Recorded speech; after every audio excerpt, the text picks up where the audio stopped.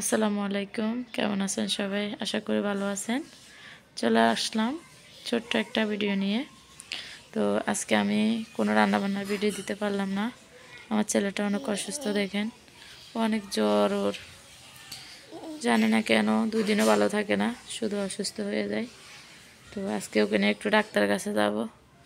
এখন তো 6টা বাজতেছে, তো 8টার দিকে যাব। 2 দিনও কেন জানি ভালো থাকে না, শুধু জ্বর হয়, সর্দি হয়, কাশ হয়। তো এই তো জ্বর মাফি কিছুক্ষণ পর পর। কী করব জানি না, কেন অসুস্থ হয়ে যায়। সবাই বলে শীতের জন্য। তো ঠান্ডার কাজ আমি এত বেশি করিও না, আমার মেয়ে করে, তবুও অসুস্থ হয়ে যায়।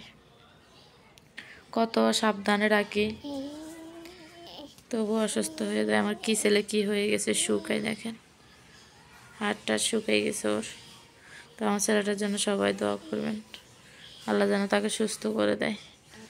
গায়ে অনেক জ্বর, 102 ডিগ্রির মতো জ্বর গায়ে। তো কি করব বুঝতে পারতেছি না, অনেক কষ্ট হচ্ছে ওর জন্য। জানান তো, ছেলে মেয়ে অসুস্থ থাকলে বাবা মার কি কষ্ট হয়। তো ভিডিওটা আর বড় করতেছি না, সবাই আমার ছেলেটার জন্য দোয়া করবেন। আপনাদের দোয়ায় যাতে আমার ছেলেটা একটু সুস্থ হয়ে যায়। তো আজকের মতো এই পর্যন্তই। সবাই ভালো থাকবেন, সুস্থ থাকবেন। আল্লাহ হাফেজ। আল্লাহ সবাইকে যেখানে থাকছেন সবাই যেন ভালো থাকেন, সুস্থ থাকেন।